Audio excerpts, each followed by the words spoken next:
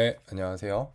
오늘 강의는 데이터 준비, 데이터 전처리하는 거, 지난 시간에 했던 거 내용에 이어서 오늘은 데이터 준비 두 번째 강의입니다. 자, 먼저 공지를 좀 드릴 내용은 지난주 오프라인 수업 때 말씀을 드렸던 건데 시험 문제 시험 점수가 몇 점이냐, 이렇게 궁금하신 분이 있는 것 같은데, 그런 분들은 이제 저한테 따로 문자 말고 메일로 시험 점수 궁금합니다. 이름하고 학번을 메일로 주시면 제가 다음 주까지 조금 메일을 받고 그 뒤에 오는 메일들은 답장을 하지 않겠습니다. 그러니까 다음 주까지 본인의 중간고사 성적이 궁금하신 분들은 메일을 주시기 바랍니다. 그래서 한 번에 제가 답변을 드리도록 하겠습니다.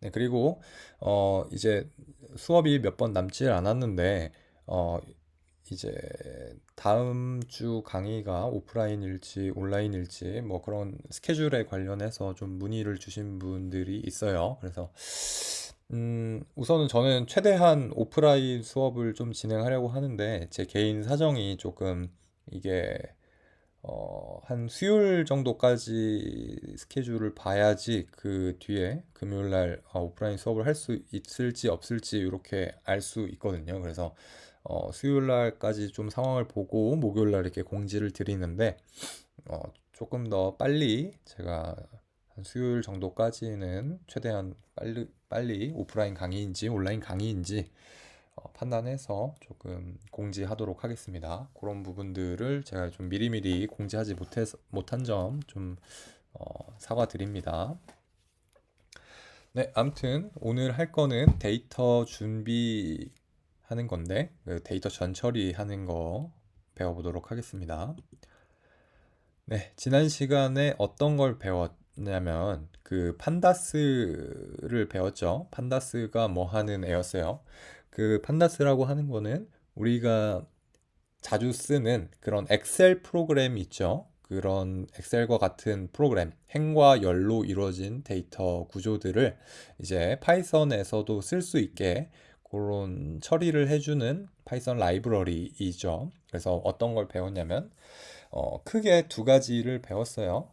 첫 번째 데이터 구조. 데이터 구조가 이제 시리즈냐, 데이터 프레임이냐, 요 두 가지를 구분해서 배웠고, 그 다음에 어떤 걸 했냐면, 우리가 실제 사람들이 수집했던 그러한 데이터 가지고 우리가 판다스의 데이터 구조를 만들어 보는 그런 것까지 진행을 했죠. 그러게 처리하기 위해서는 수집한 데이터들을 이제 파이썬 안으로 읽어 드리는 게 필요했어요. 그래서 그렇게 파이썬에서 실제 데이터들을 로드 시키려면, 읽어 드리려면 어떻게 해야 되는지 이런 방법들에 대해서 설명을 했습니다. 여기서 중요했던 점은 항상 상대 경로를 통해서 파일을 읽어야지만 이 소스 코드가 다른 뭐 친구 컴퓨터에 가더라도 똑같이 동작을 할 수 있다. 뭐 이런 얘기도 했었고, 그 다음에 명령어 하나, 두 줄로 해가지고 그래프도 바로 그릴 수 있게 만들어주고 모든 엑셀 데이터, 그러니까 데이터 프레임 구조 안에 있는 모든 데이터에 대해서 그래프를 한 번에 그리는 방법, 요런 소스 코드도 배워봤고, 그리고 describe라고 해가지고 이 전반적인 데이터셋에 대한 요약을 해주는 그런 함수도 한번 배워봤습니다. 그래서 그걸 가지고 요약되거나 아니면은 그래프를 그렸던 거, 이런 것들 데이터를 저장하는 방법에 대해서 배웠습니다. 그래서 지난주 수업을 못 오신 분들이 계셔서 이 시리즈 데이터 프레임만 좀 간단히 설명을 하고 지난주에 수업을 못 들어오신 분들이 계셔서 좀 간략하게 하고 가도록 하겠습니다. 그래서 판다스라고 하는 건 뭐냐면은 데이터 전처리 그리고 데이터 분석을 하기 위해서 필수적인 파이썬 라이브러리예요. 그래서 이 판다스에서 제공하는 큰 기능 중에 하나가 데이터 구조를 만드는 그러한 함수 그리고 클래스를 제공을 하는데 거기서 우리가 크게 두 가지를 배웠어요. 첫 번째로 어떤 데이터 구조냐면 데이터 프레임이라는 구조, 그리고 데이터 시리즈라고 하는 그런 구조들을 배웠어요. 그래서 이런 구조들 가지고 데이터를 읽고 쓰는 방법에 대해서 배웠습니다. 그래서 먼저 데이터 시리즈예요. 데이터 시리즈는 뭐냐면은 행렬로 이루어져 있는데 딱 두 가지 데이터밖에 없는 그런 데이터 구조를 말해요. 그래서 첫 번째로 있는 건 순번이 있는 데이터, 그리고 두 번째는 각 순번에 대해서 실제 가지고 있는 이제 데이터 값, 요렇게 딱 2차원으로 된 요 데이터 구조를 이제 시리즈라고 합니다. 그래서 요 구조가 어떤 구조랑 파이썬에서 우리가 배웠던 어떤 데이터 구조랑 똑같냐면 리스트와 거의 동일한 그런 데이터 구조예요. 리스트 같은 경우에는 우리가 눈으로는 직접 이렇게 인덱스를 우리가 지정하진 않죠. 인덱스에다가 어떤 원소나 뭐 값을 추가할 때 인덱스 순번을 지정해서 넣진 않죠. 그냥 어펜드하고 넣고 싶은 값을 그냥 넣었었죠. 근데 컴퓨터는 그걸 자동으로 순번을 매겼죠. 그래서 지금 리스트 안에 0번째에 있는 데이터는 뭐다. 첫 번째 1번에 있는 데이터는 뭐다. 2번에 있는 데이터는 뭐다. 이렇게 자동으로 우리가 직접 소스 코드 상에서 슬라이싱 할 때 이런 인덱스 번호를 붙여주면 이 인덱스 번호 안에 있는 데이터 값이 무엇인지 이걸 확인할 수는 있었지만 어, 이제 리스트에서 보이는 거는 이제 요 데이터 값만 확인할 수 있었죠. 그렇지만 실제 리스트 안에 있는 거는 데이터 구조는 이렇게 2차원 데이터 구조다 하는 거였죠. 그래서 그 어떤 순번 안에 해당하는 요 값들이 하나하나 있는 이러한 구조를 판다스에서는 시리즈다라고 부릅니다.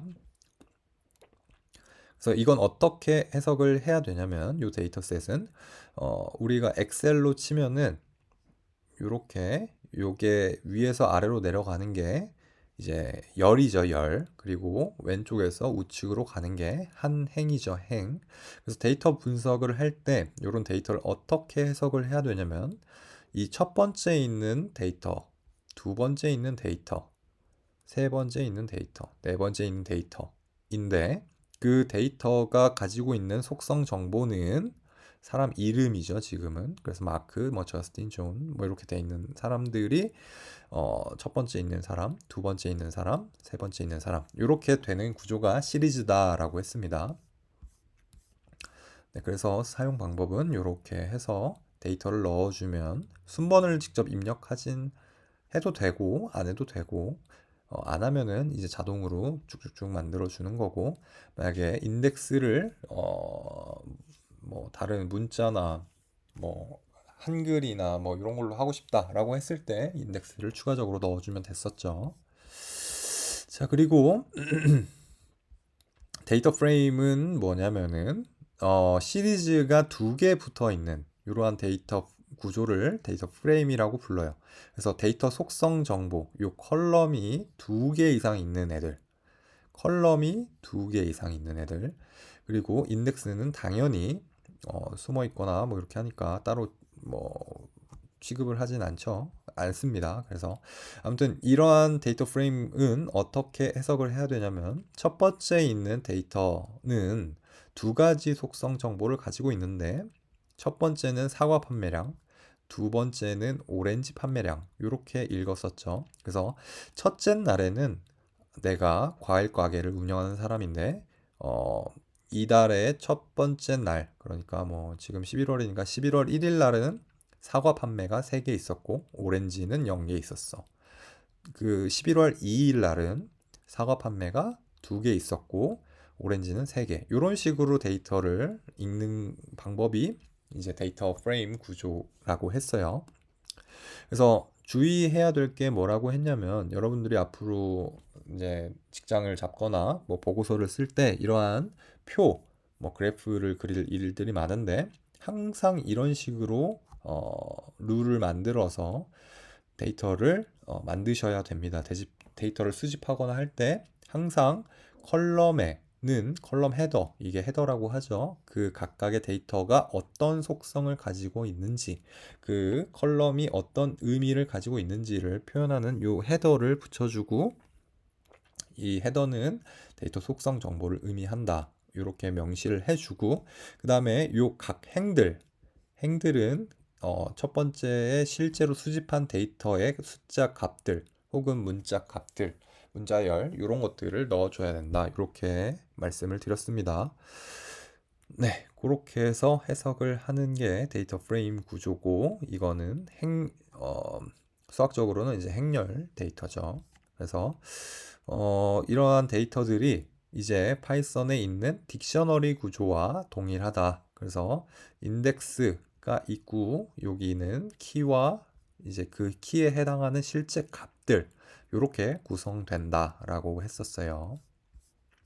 그래서 쓰는 방법은 이렇고, 그래서 판다스를 통해서 이렇게 데이터 프레임 구조를 만들게 되면 어떻게 되냐면 이렇게 컬럼 헤더, 그러니까 데이터 각각의 이렇게 컬럼들이 가지고 있는 데이터 정보가 무엇인지 알려주는 요 헤더가 있고, 그 헤더 아래 있는 동일한 요 행들에 있는 것들은 다 동일한 요 이름이라고 하는 속성 정보를 가진 데이터들이 오는 거라고 예상이 되는 거겠죠.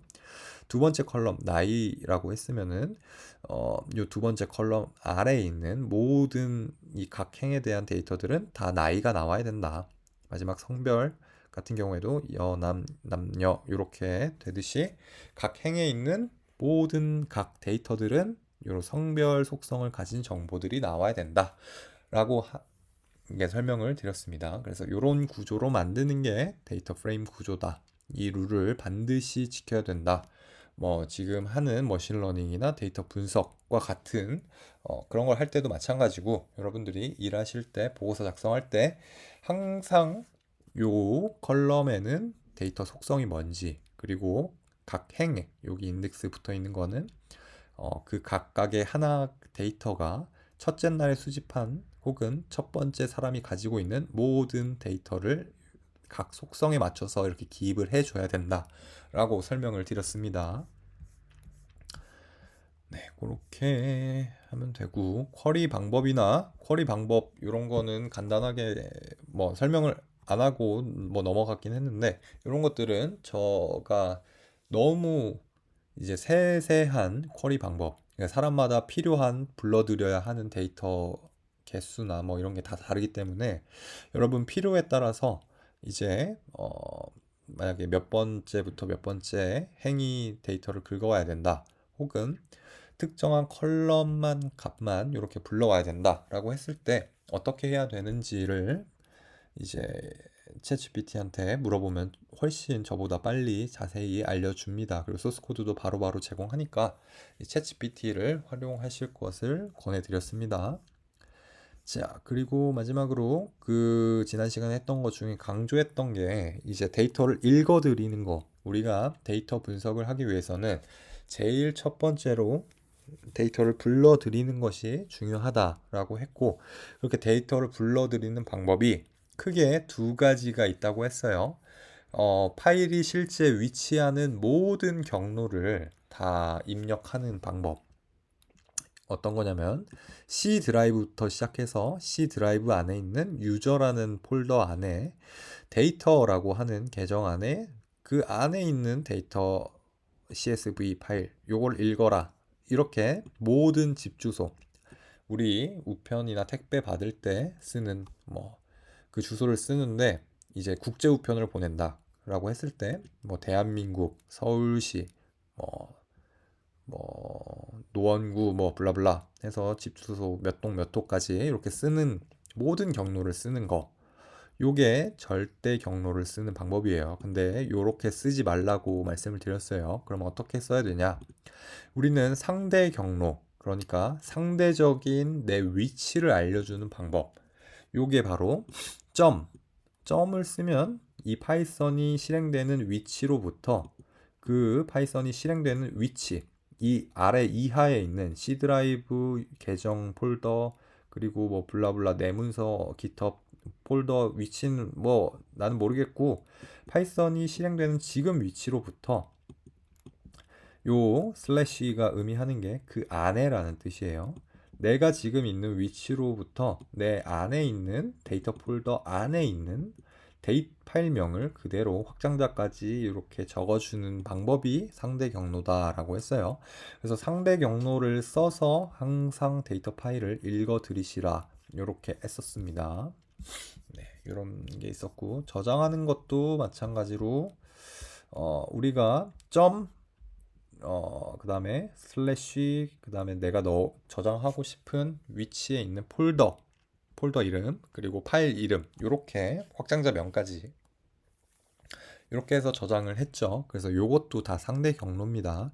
지금 파이썬이 실행되는 위치 안에 있는 폴더 안에 요 파일을 내가 저장하겠다 이런 의미니까 항상 파일을 읽거나 저장할 때 이런 방식으로 사용하셔라 말씀을 드렸습니다.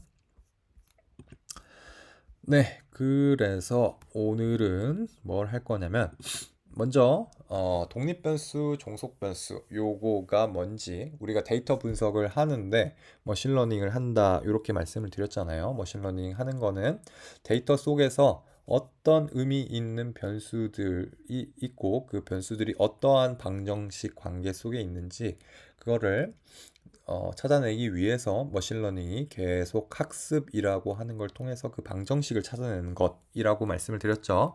그래서 지금부터는 이제 어떠한 데이터가 이 y 값에 영향을 주는 변수인지 그리고 x 값을 통해서 x 변수를 통해서 도출되는 y 값을 뭐라고 부르는지 어떻게 해석해야 되는지 그러한 것들을 간단하게 좀 설명을 드리겠습니다. 그런 다음에 실제로 데이터 준비하는 과정에서 이제 전처리, 이 데이터 분석을 하기 전에 실제로 컴퓨터가 인식하기 좋은 형태의 데이터로 만드는 방법, 크게 세 가지 정도만 말씀을 드리고 오늘 수업 마무리하도록 하겠습니다. 그래서 오늘 퀴즈는 뭐냐면 여기 예제 코드들을 쭉 따라서 다 타이핑해 보는 거예요. 그래서 요 오늘 퀴즈는 요 강의 자료에 있는 내용들을 쭉 타이핑하고 실행되는 거 확인해서 이제 깃허브에 올려주시면 깃허브과 공지사항에 올려주시면 제가 그거 보고 출석 체크를 하도록 하겠습니다.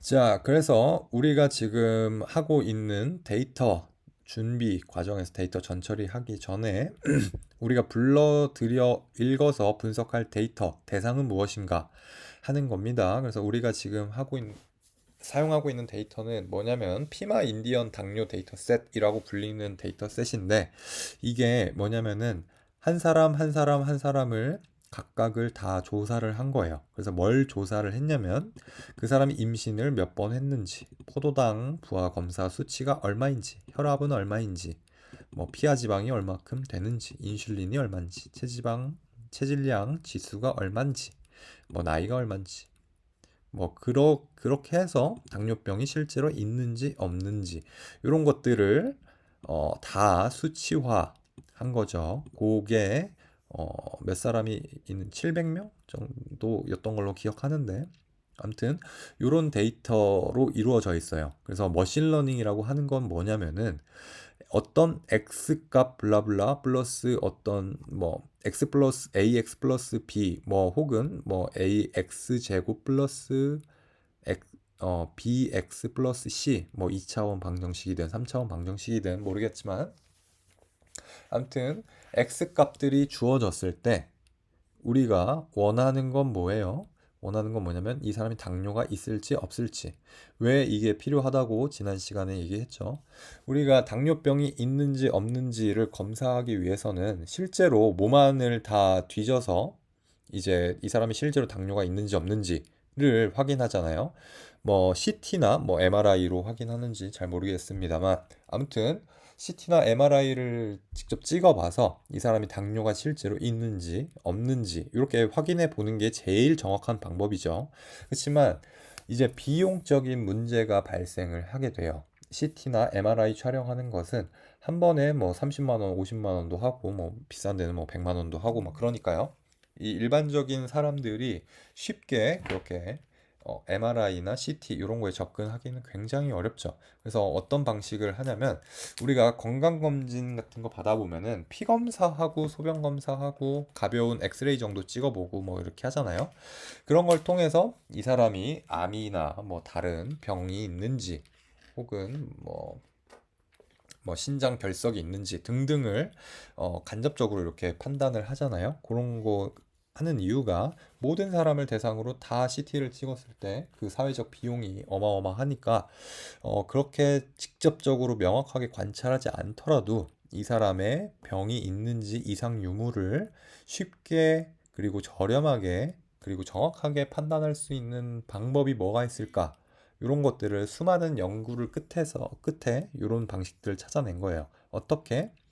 이런 기타 변수들, 그러니까 실제 당뇨와 관련이 있어 보이는 이러한 변수들을 가지고 그리고 이것들의 데이터를 수집하기까지는 좀 저렴한 CT나 MRI 대비 되게 저렴하고 쉽고 빠르게 할 수 있는 그러한 수집할 수 있는 데이터들 가지고 이제 당뇨가 있는지 없는지를 알아내자. 요런 출발을 했던 게 이제 머신러닝의 근간이라고 할 수 있습니다. 이것도 다 마찬가지로 머신러닝이라는 개념이 나오기 전에 이런 데이터 가지고 이 사람이 실제 뭐 당뇨가 있는지 없는지 피 검사, 소변 검사를 통해서 알 수 있는 방법들은 다 이런 수치일 때 이런 병이 예상이 된다라고 하는 방정식이 있기 때문이에요. 그것들을 이제 우리가 잘 모르는 이러한 변수들을 통해서 새로운 방정식을 찾아보자 라고 하는 게 이제 머신러닝이 하는 역할이고 되게 잘 하고 있는 게 신약 개발 같은 거죠. 그래서 화학약품 이거랑 섞었을 때 실제 효과가 있을지 없을지 이런 신약 개발하는 것도 다 화학 반응이 일으켜서 그 뭐 어떤 설계도 해야 되고 그런데 엄청나게 많은 연구 개발비가 들잖아요. 근데 그런 것들을 머신러닝으로 통해서 시뮬레이션을 빠르게 해보고 이렇게 되는 게 가장 현실성 있고 좋은 신약 개발 설계 같아. 이런 방정식이 제일 괜찮은 것 같아.를 컴퓨터가 바로바로 계산해주고 그 양만 실제로 합성해보고 약이 효과가 있는지 없는지 이런 것들을 바로바로 테스트를 해보죠. 그런 분야에서도 머신러닝이 굉장히 많이 쓰여요. 그래서 이제는 안 쓰이는 곳이 없기 때문에 우리가 이런 것들을 어떻게 분석하고 방정식을 어떻게 만들어내야 되는지 그런 것들을 배워보는 게 굉장히 중요하다. 이렇게 볼 수 있습니다. 네, 그래서 먼저 한번 해볼까요? 뭘 하냐면 저도 이 코드가 다 생각이 나진 않기 때문에 보면서 하겠습니다. 자, 먼저 데이터 분석을 할 거니까 판다스라고 하는 애를 불러와요. 그래서 판다스가 잘 읽혀들었는지 에러가 있네요. 자, 에러가 있어서 잠시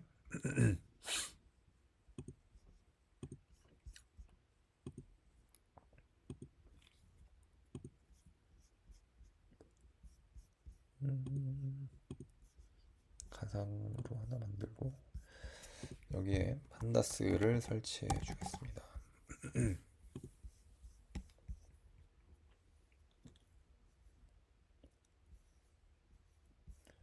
네, 이렇게 판다스를 설치해 주고 다시 실행해서 네, 이렇게 하면 판다스가 잘 불러와줬죠. 방금 보신 것처럼 문제가 있는 분들은 이 파이썬에서 인터프리터 그리고 여기 이게 가상으로 파이썬 환경을 다시 만들어 주는 거거든요. 그래서 뉴 클릭하고 요 내가 쓰고 싶은 파이썬 버전 이건 아마 설치가 되어 있는 거여야 돼요. 이게 없으면 파이썬이 없다는 얘기니까 이 위치는 아마 제가 맥을 쓰고 있기 때문에 환경이 이 폴더 디렉토리는 좀 다를 거예요. 아무튼 요거를 이렇게 체크하신 다음에 설치하시면 된다는 거고 자 제일 먼저 뭘 해야 되죠? 자 데이터 제가 지금 상대 경로 제가 지금 작업하고 있는 폴더 위치가 내 문서에 컴퓨터 프로그래밍이라고 하는 폴더 안에 있는 08 언더바 클래스 이렇게 돼 있습니다. 요 폴더 안에서 지금 작업을 하고 있는 거죠. 그래서 파이썬이 어디 있냐?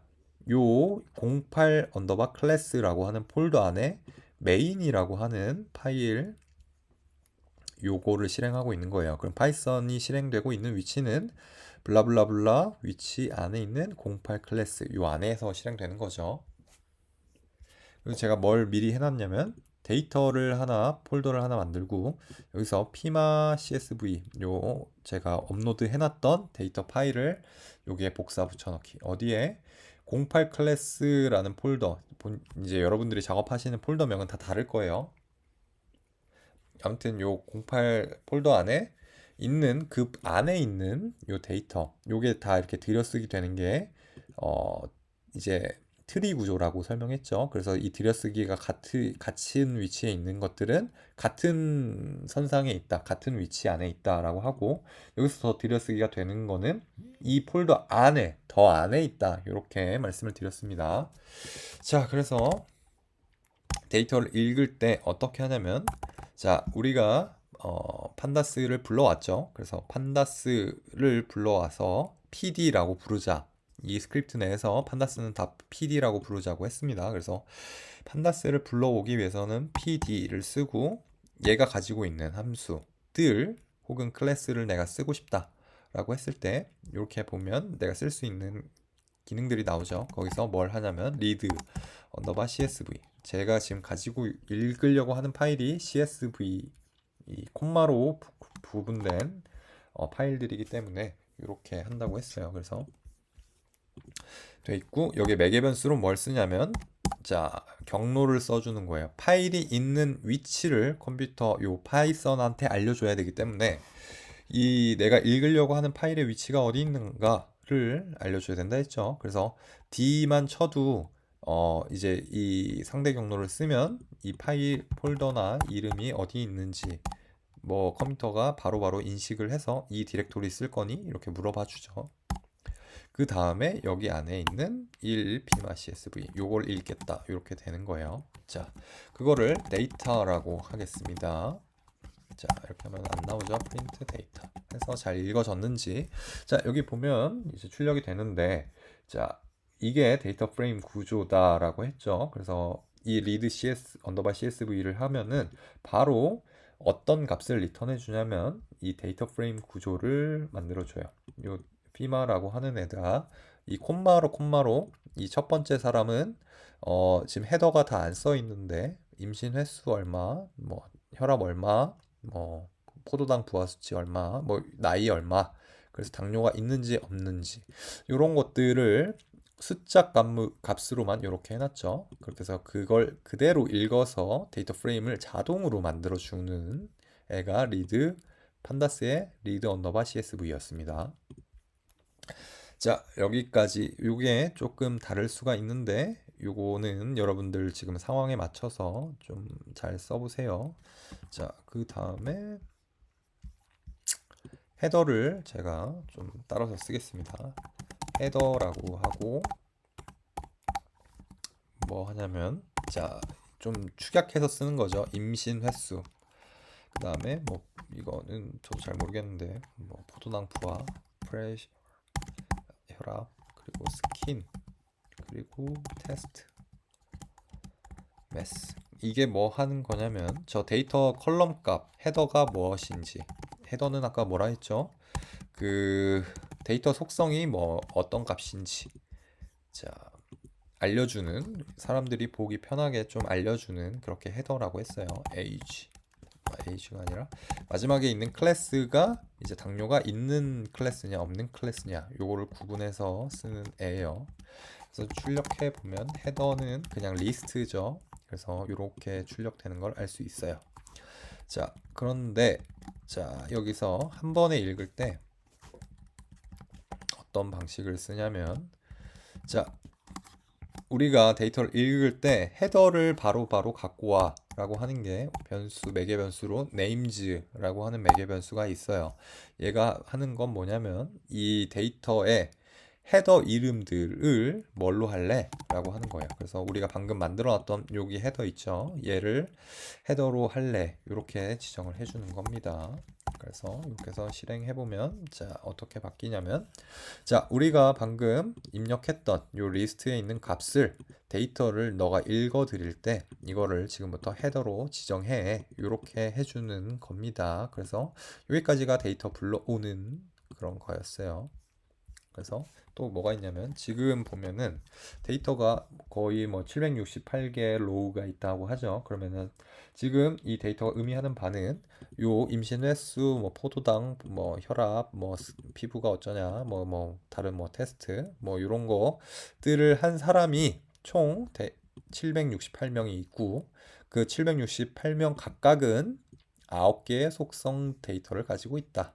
이해됐죠? 요렇게 있는데 자, 지금 너무 많이 데이터가 나오니까 총 머리 5개, 위에서부터 5개만 이렇게 뽑아와. 이런 게 있습니다. 자, 요거는 출력할 때 자, 뒤에서부터 할 때는 테일 이렇게 해서 밑에서부터 총 5개 데이터만 불러와. 이런 방식으로 옵션들이 굉장히 많아요. 저도 뭐 다 기억하고 쓰는 건 아니고 필요할 때마다 그때그때 찾아서 쓰기 때문에 여러분들도 필요한 거 있으면 바로바로 챗GPT한테 물어보세요. 자, 이렇게 데이터를 우선 불러왔어요. 자, 그 다음에 할 건 뭐냐면 데이터의 독립 변수, 종속 변수가 뭔지를 알아야 돼요. 자, 우리가 고등학교 때 통계를 만약에 저 시절에는 이제 통계가 기본 고등학교 수학에 있었어요. 그리고 대학교 가서도 통계학을 배웠었는데 아무튼 여러분들은 통계를 배우셨는지 아닌지 잘 모르겠습니다만 아무튼 이런 얘기는 들어봤었을 수도 있어요.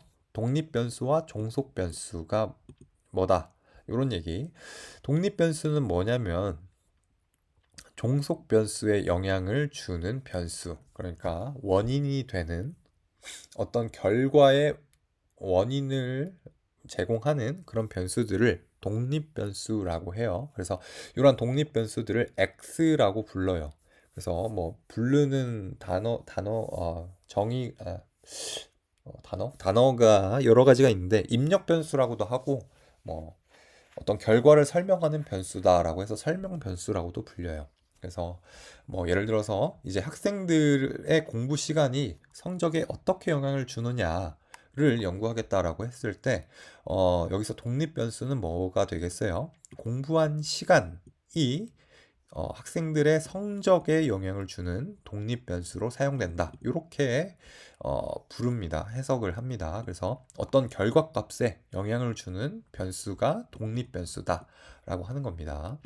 종속 변수는 뭐냐면 이 독립 변수에 의해서 변화되는 결과를 y 값으로 표기도 하고 종속 변수라고도 하고 반응 변수, 목표 변수 뭐 이렇게도 불립니다.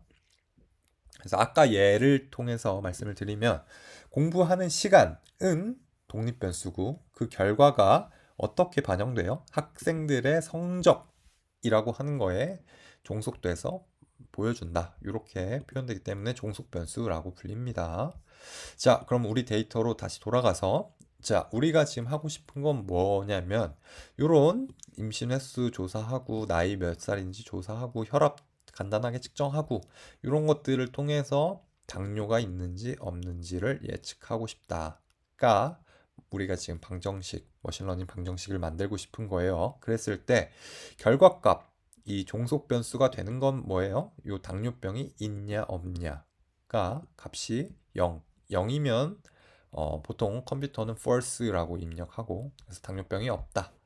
1이면 true, 진짜야. 진짜 이 사람은 당뇨병이 있어. 이렇게 해서 예상되는 결과값. 그래서 방정식을 만들 때 항상 y를 만드는데 y 결과값이 항상 0 또는 1로만 만들어지는 어떤 방정식. 그럼 0이나 1로 그 값을 만들기 위해서 필요한 변수들은 뭔데? 라고 했을 때 그게 바로 독립 변수고 그 변수들 요소들은 이런 게 있다. 임신 X1, X2, X3, X4 뭐 이런 거 그리고 각각의 앞에 있는 어떤 가중치 값들을 통해서 방정식을 쭉 만들어서 다 더하고 뭐 빼고 뭐 했더니 0 또는 1 나오는 방정식이 있을 거야. 요거를 종속변수, 독립변수. 독립변수는 여러 개, 종속변수도 여러 개가 될 수도 있어요. 두 가지 이상 결과가 y1, y2가 될 수도 있는데 우리 수준에서는 y 값은 하나인 상태만 공부를 합니다. 아무튼 독립변수, 종속변수가 이렇게 되는 거예요. 그래서 방정식 우리가 찾고자 하는 방정식 종속변수를 찾고자 하는 거고 그 종속변수를 만들기 위한 독립변수의 풀 방정식이 어떻게 되냐를 알고 싶은 거죠. 그래서 자, 그 방정식이 있으면 자, 이번에는 새로운 사람이 검사를 진행했어요. 임신 횟수가 얼마인지, 혈압이 얼마인지, 포도당이 얼마인지 뭐 이런 것들을 테스트 쭉쭉쭉 하면 결과적으로 이 사람이 당뇨가 있을 것이다, 없을 것이다가 자동으로 툭 계산이 돼서 나오겠죠. 그게 머신러닝이 하는 겁니다. 자, 그래서 머신러닝으로 지금 우리가 해결하고자 하는 문제는 자, 피마 인디언 당뇨 데이터셋을 통해서 뭔가를 하고 싶다. 뭘 하고 싶냐면 변수, 속성 정보로 요런 게 있는데 요게 바로 독립 변수고 당뇨병 유무를 요게 종속 변수인데 요걸 찾고 싶다. 요런 얘기입니다. 자, 여기까지가 간단하게 독립변수, 종속변수, 우리가 하고자 하는 목표가 뭔지를 설명을 드렸고, 자, 지금 오늘 할 거는 데이터 스케일링, 데이터 전처리하는 과정인데, 이게 뭐냐면은 쉽게 말해서 우리가 한국어를 사용하잖아요. 한국어를 사용하는 이유는 이 사람과 나 사이에 제대로 어떤 내가 느끼는 감정이 뭔지, 내가 전달하고자 하는 정보가 뭔지, 어떤 명확한 룰에 의해서 단어들을 내뱉고 그걸 다른 사람이 입력받아서 해석하고 내가 또 어떤 느낌을 받았다 이렇게 느끼게 하는 거죠. 그런 것처럼 컴퓨터한테도 우리가 데이터 분석하고 싶은 게 뭐가 있는데 그러한 데이터는 요러요러한 거야를 데이터가 이해할 수 있는 방향 룰대로 우리가 변환을 해서 컴퓨터한테 야 이거 가지고 머신러닝 방정식 찾아줘 이렇게 해야 된다는 얘기예요. 그래서 우리가 데이터 전처리 데이터 전처리 중에서 데이터 스케일링이라고 하는 게 있는데 이걸 해야 되는 이유는 한 가지예요. 여기 뭐 세 가지 이렇게 써놨는데 결국에는 컴퓨터가 이해할 수 있는 데이터로 변환을 해서 넘겨준다. 이런 얘기입니다. 그렇게 해야지만 컴퓨터가 좀 더 편하게 우리가 하는 얘기를 받아들여서 읽을 수가 있다. 이런 겁니다. 그래서 데이터 스케일링이라고 하는 건 뭐냐면은 자, 우리가 다시 여기 데이터로 잠깐 넘어가면 데이터 단위들이 다 달라요. 뭔 얘기냐면 임신 횟수 같은 경우에는 그냥 수죠.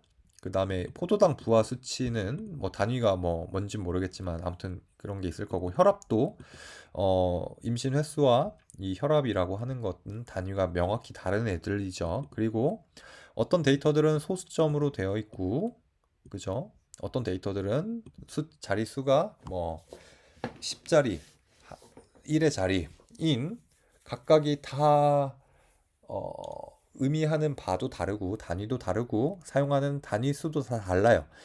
그런 상태에서 방정식을 찾게 되면 컴퓨터가 쉽게 방정식을 찾기가 어렵습니다. 그래서 어떻게 이러한 문제를 해결하냐면 모두 다 소수점으로 통일을 해주는 거예요.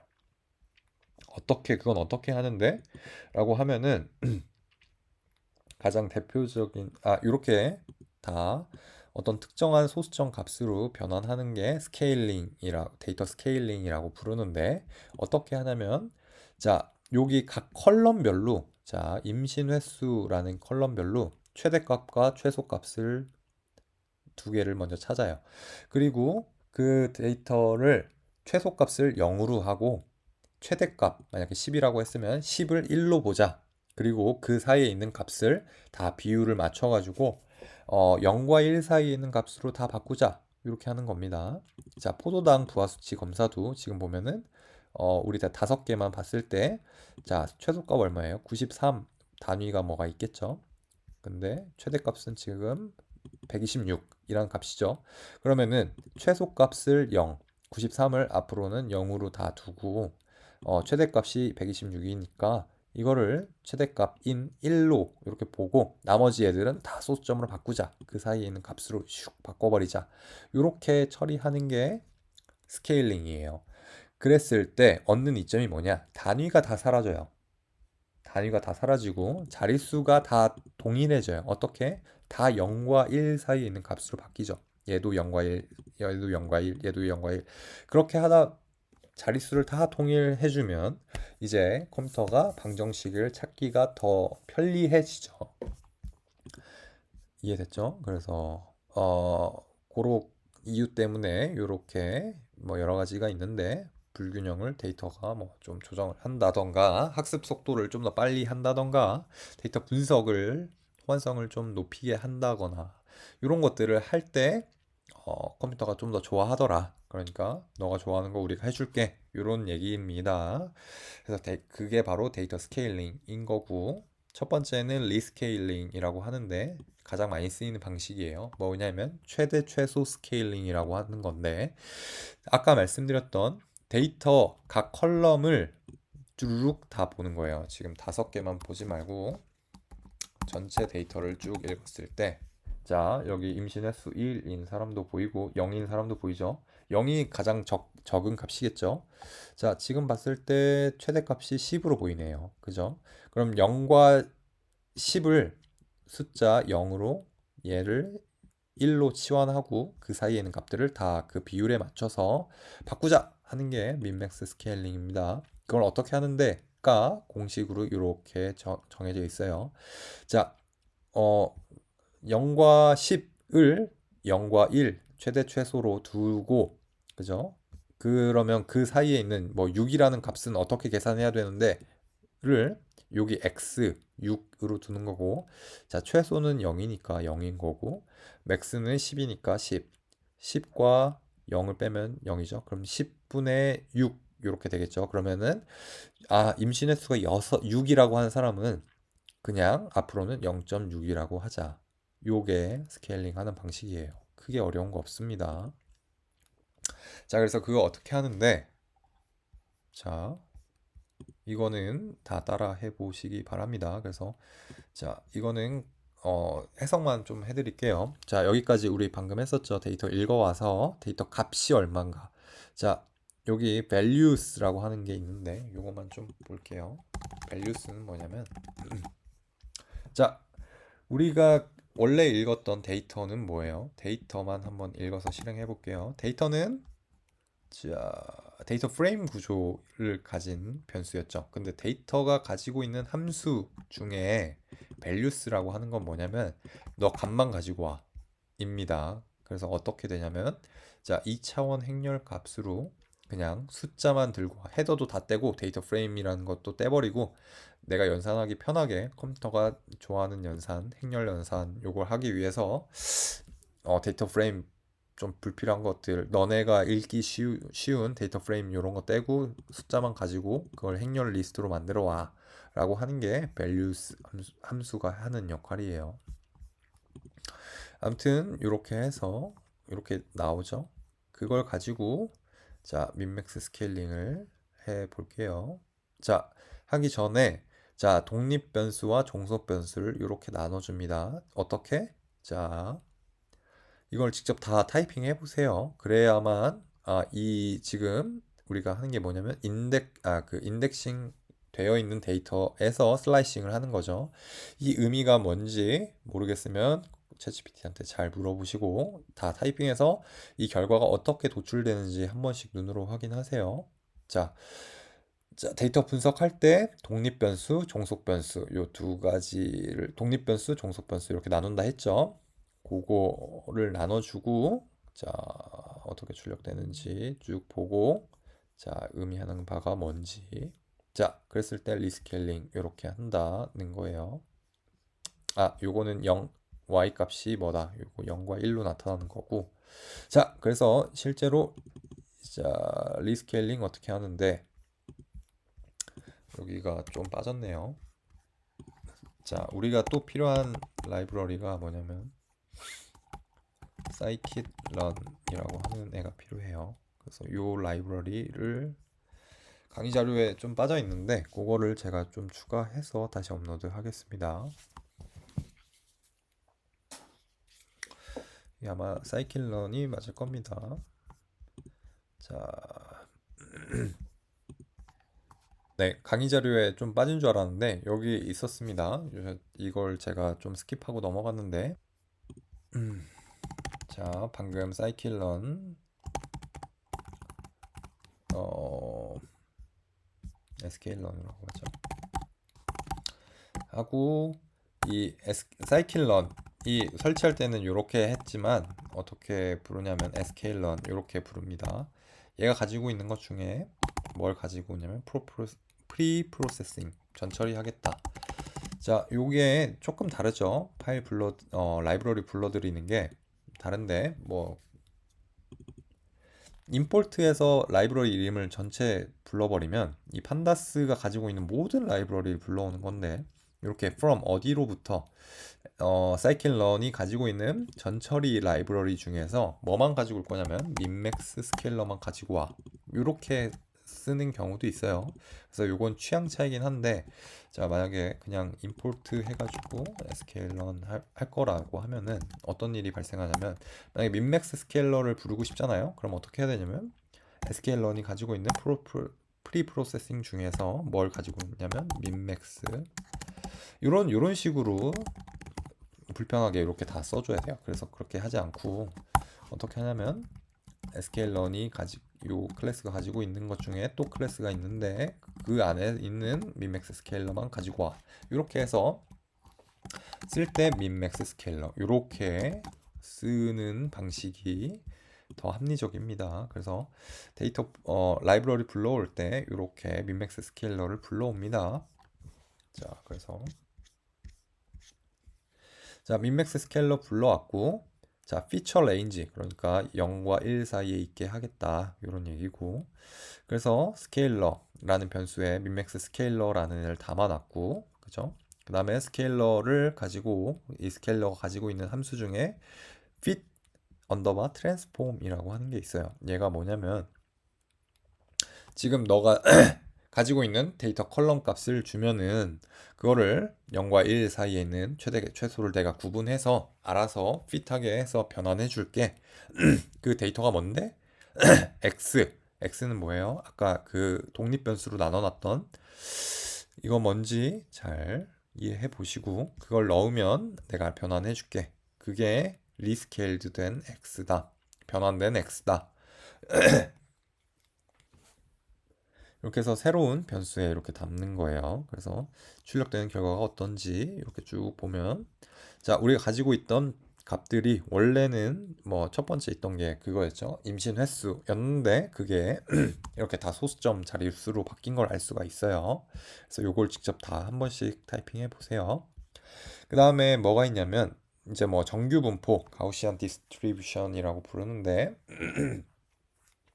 그래서 요것들은 데이터 평균이 0이고 표준 편차가 1인 어떤 데이터 분포 소수점 자릿수로 이렇게 좀 바꿔주세요 하는 거예요. 그래서 뮤는 뮤가 이거죠. 뮤가 이거고 요 표준 편차는 요게 표준 편차고 요게 어떤 값을 넣었을 때 어, 이제 평균을 빼주고 그 다음에 표준 편차로 나눠주면 여기 가우시안 분포를 통해서 데이터 값을 변환한 거를 소수점 값으로 얻을 수가 있다 이런 얘기입니다.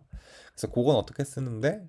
라고 하면 자, 여기 스탠다드 스케일러를 불러오고 나머지는 다 동일한 방식으로 자, 여기는 fit을 이렇게 했는데 아까처럼 fit 언더바 트랜스폼 이렇게 해서 쓸 수도 있습니다. 똑같은 방식인데 다르게 표현해 본 거예요. 자, 그러면 자, 이제 소수점 단위수로 정규분포 모양 이렇게 종 모양이 있죠. 그런 모양으로 변환해 줄게 하는 겁니다.